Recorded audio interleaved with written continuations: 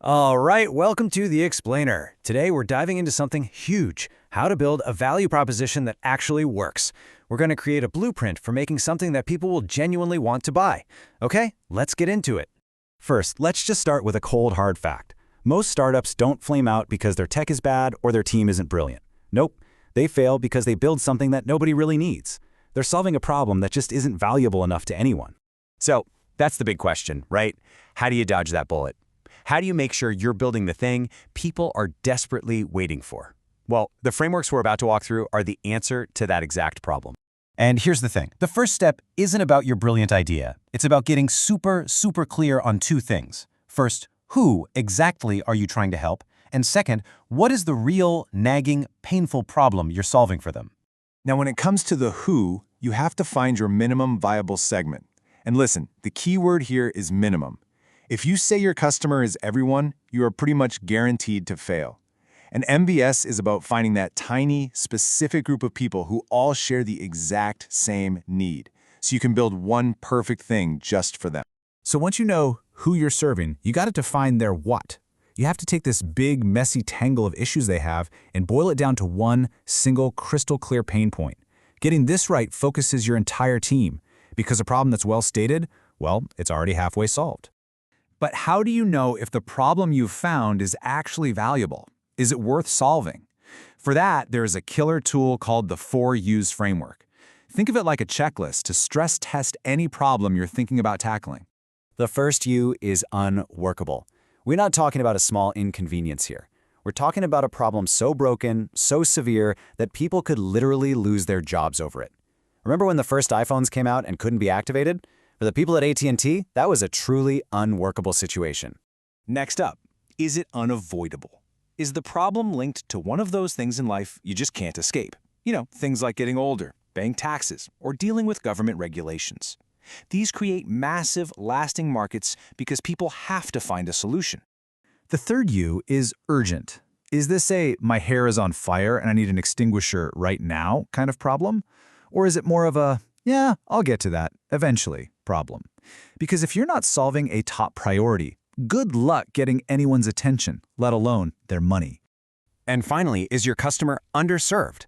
Basically, do they just lack good options to solve this problem right now? You know, the example of Kenyan coffee drinkers who often can't afford the very coffee grown right in their backyard, that is the absolute definition of an underserved market.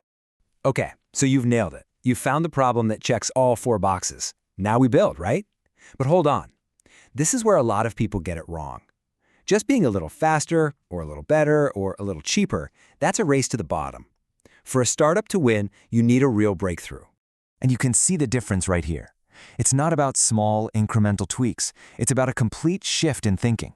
It's about creating something that changes the entire game. So what does this breakthrough look like? Well, it's built on what we call the 3 Ds. First, is it disruptive? Does it change the whole market, like how Airbnb completely turned the hotel industry on its head?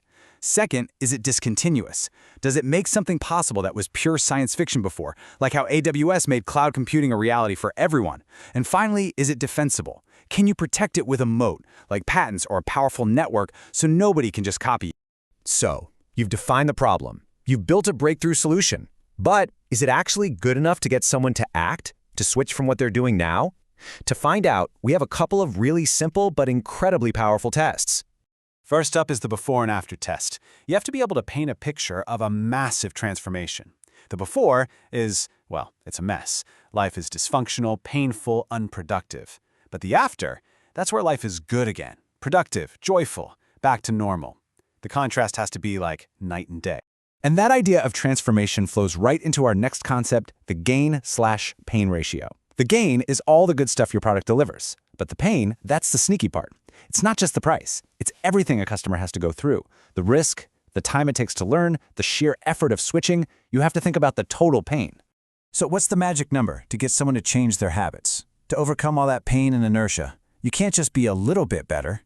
The gain you offer has to be at least 10 times greater than the pain of switching. 10x, that's the bar. Anything less, and people just won't bother. Okay, it's time to put a bow on all of this. We've defined the problem, we've built a solution, we've tested it. Now we need to wrap it all up into one killer sentence that just screams value.